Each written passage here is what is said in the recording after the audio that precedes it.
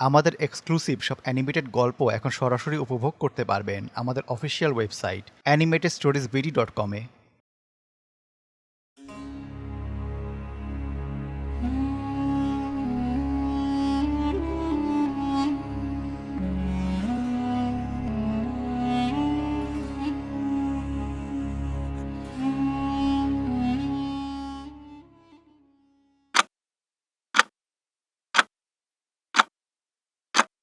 রাত 2:45।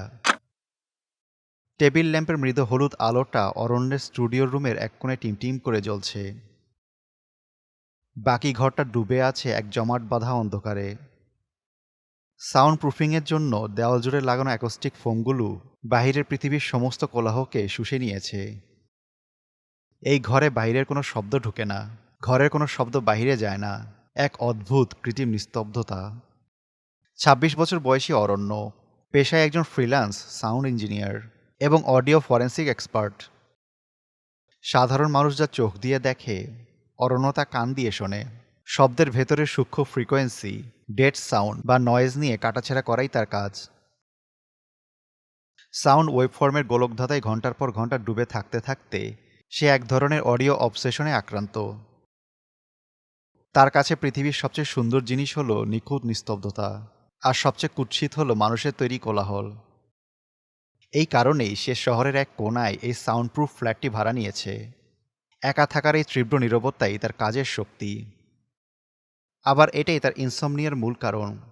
গত কয়েক বছর ধরে রাত জেগে কাজ করতে করতে তার দিন আর রাতের হিসাব ওলটপালট হয়ে গেছে। মগজের নিউরনগুলো যখন ক্লান্তিতে ভেঙে পড়তে চায়, তখনও তার কান দুটো সজাগ থাকে কোনো এক অজানা শব্দের অপেক্ষায়। অরণ্য তার হাই এন্ড স্টুডিও হেডফোনটা কানের উপরে শক্ত করে চেপে ধরল। মনিটরে নীলচে আলো তার ক্লান্ত চোখ মুখের উপরে এসে পড়ছে। গত 3 দিন ধরে সে ঠিকমতো ঘুমাতে পারেনি। চোখের নিচে কালচে দাগ। তার সামনে এডিটিং সফটওয়্যারে ওপেন করা আছে একটা রহস্যময় অডিও ফাইল। কোনো ক্লায়েন্ট নয়, ডার্ক ওয়েবের একটা নিষিদ্ধ অডিও ফোরাম ঘাঁটতে ঘাঁটতে অরণ্য নিজেই কৌতূহলবশত এই ফাইলটি ডাউনলোড করেছিল। ফাইলটার নাম ছিল incident of unknown user dot wave. ফোরামের থ্রেডে লেখা ছিল, the last thing he recorded before sleeping for ever. Sound designer হিসেবে অরণ্যের সহজাত কৌতূহল জেগে উঠেছিল।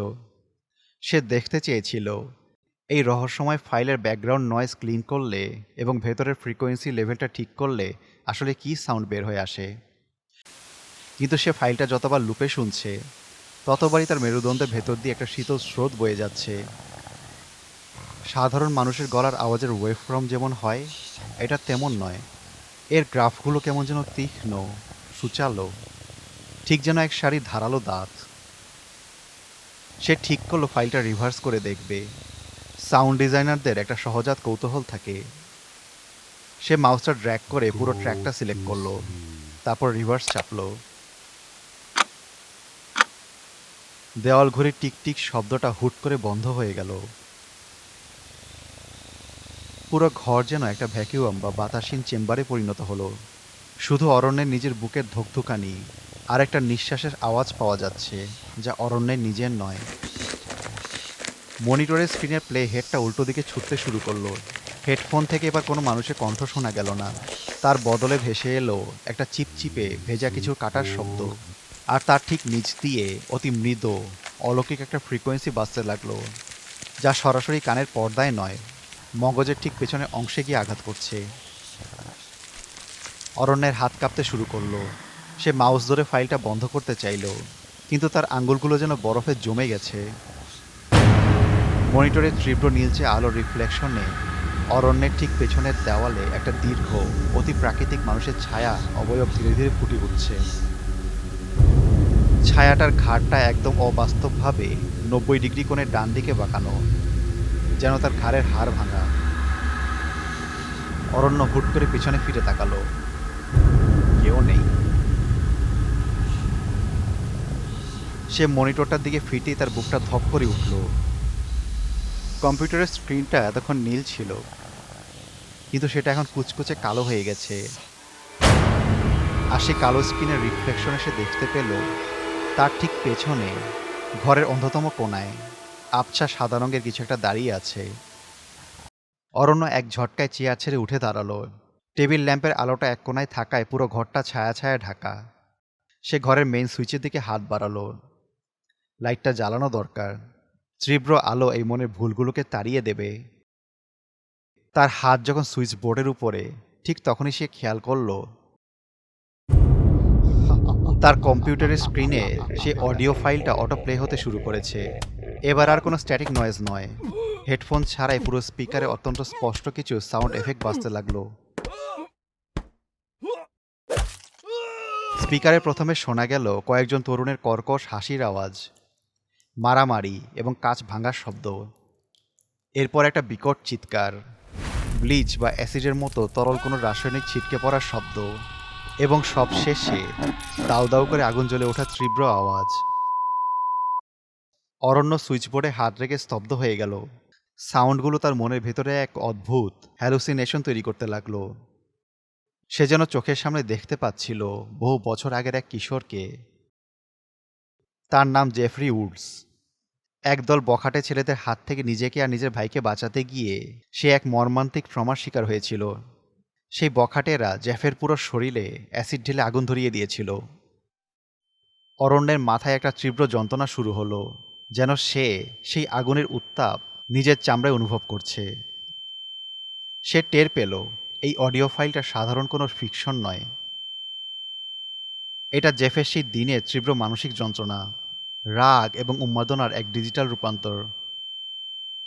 অ্যাসিডে পুড়ে বিকৃত হয়ে যাওয়ার পর হসপিটালে যখন তার ব্যান্ডেজ খোলা হয়েছিল, তখন জেফ তার নিজের জ্বলে যাওয়া চেহারা দেখে পাগল হয়ে গিয়েছিল। স্পিকারে একটা মানুষের উচ্চ কণ্ঠস্বর, পাগলাটে হাসির আওয়াজ বাজতে লাগলো, যা ধীরে ধীরে কান্না এবং কান ফাটানো চিৎকারে রূপ নিচ্ছে। অরণ্য কানে হাত দিয়ে বসে পড়ল। তার মনে হতে লাগলো জেফ যখন আয়নায় নিজের পোড়া মুখটা দেখে উন্মাদ হয়ে নিজের গালে ছুরি দিয়ে সেই চিরস্থায়ী হাসিটা এঁকেছিল এবং নিজের চোখের পাতা পুড়িয়ে ফেলেছিল, সে প্রতিটা কাটার শব্দ এখন তার স্টুডিও রুমের দেওয়ালে প্রতিধ্বনিত হচ্ছে।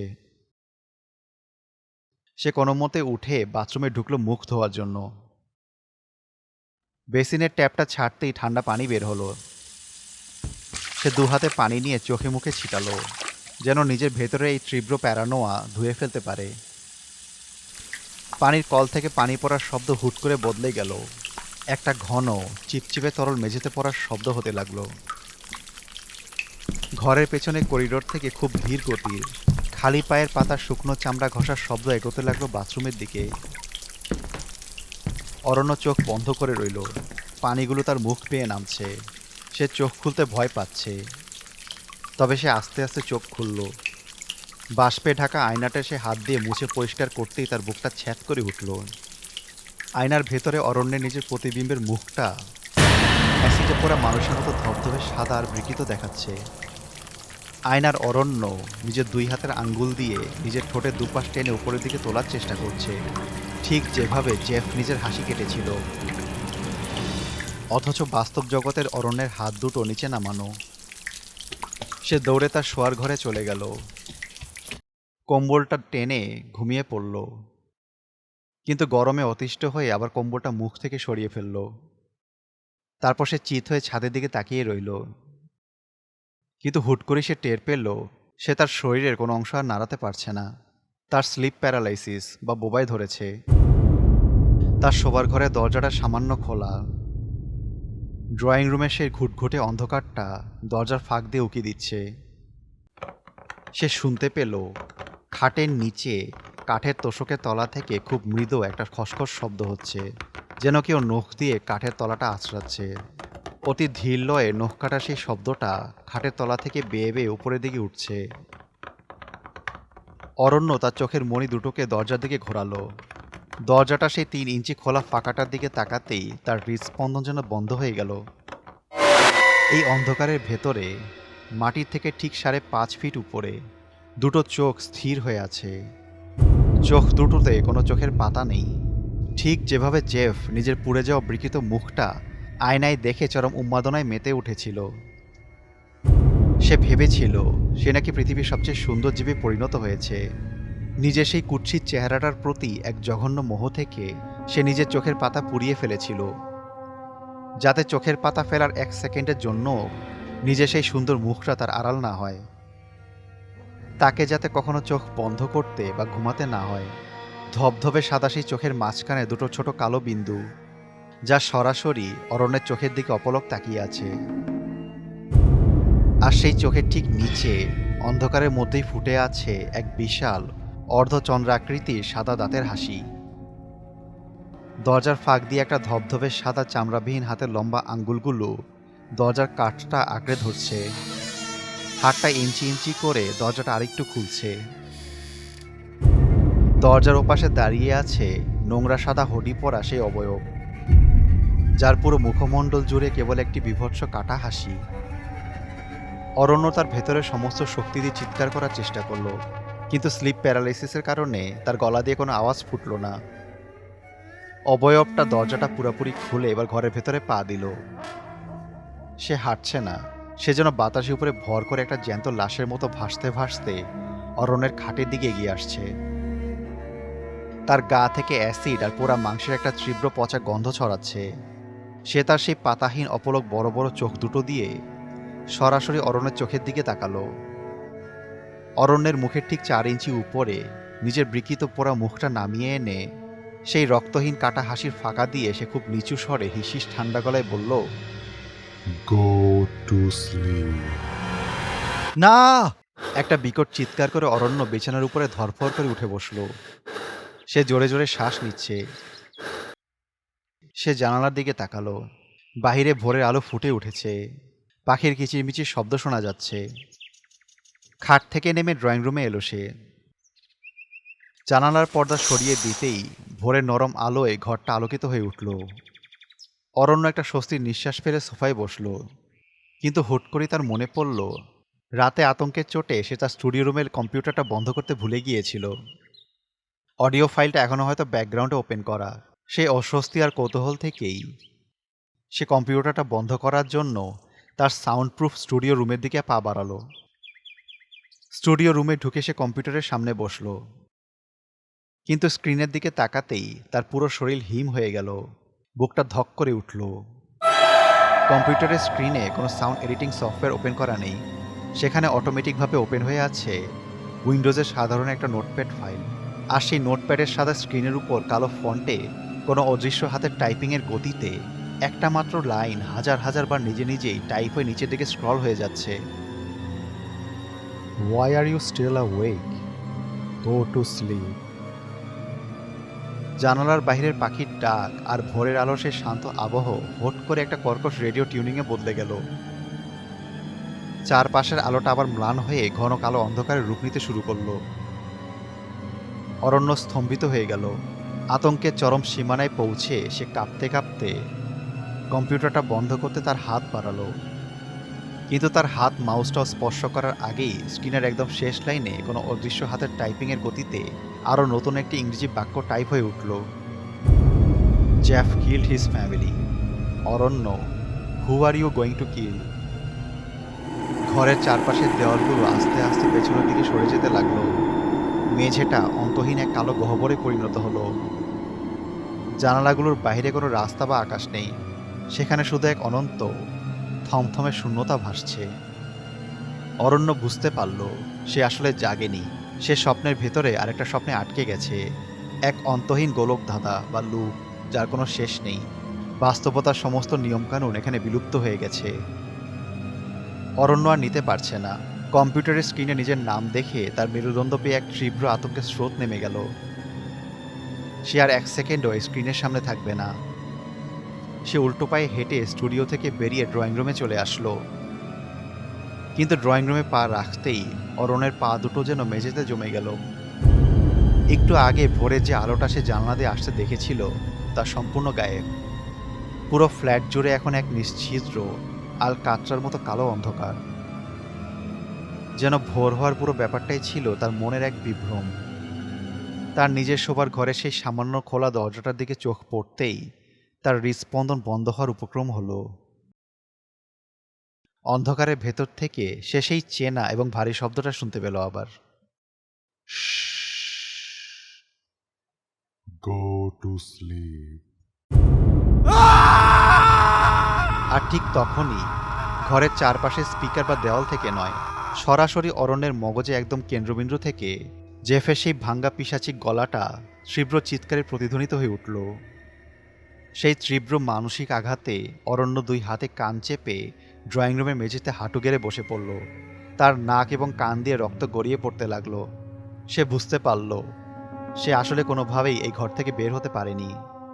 সে জেফের তৈরি করা সেই সাইকো অ্যাকস্টিক লুপের ভেতরে চিরতরে ট্র্যাপড হয়ে গেছে। হঠাৎ করে অরণ্যের ঠিক কানের পেছনে খুব কাছ থেকে একটা কেচি দিয়ে কিছু কাটার শব্দ হলো, কিন্তু অরণ্য আর ভয় পেল না।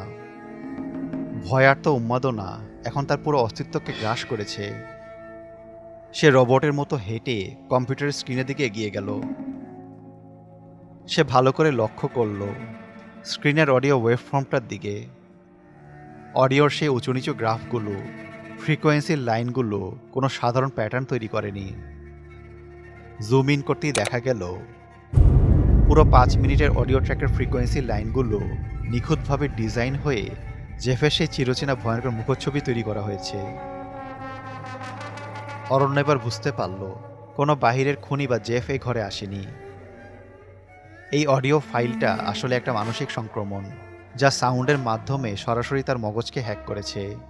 জেফ কোনো ব্যক্তি নয়, জেফ হলো একটা চরম উন্মাদনা, যা এখন অরণ্যের নিজের সত্তাকেই গিলে খেয়ে তাকে এক নতুন জেফে রূপান্তর করে দিয়েছে। অরণ্য কম্পিউটারের স্ক্রিনের রিফ্লেকশনে নিজের মুখের দিকে তাকালো।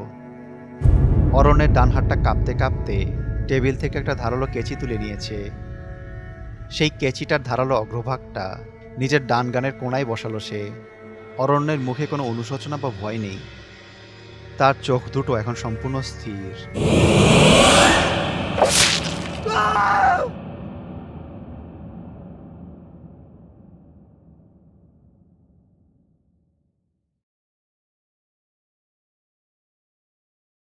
The Aranya incident .wave interesting তো, ডাউনলোড করে দেখি।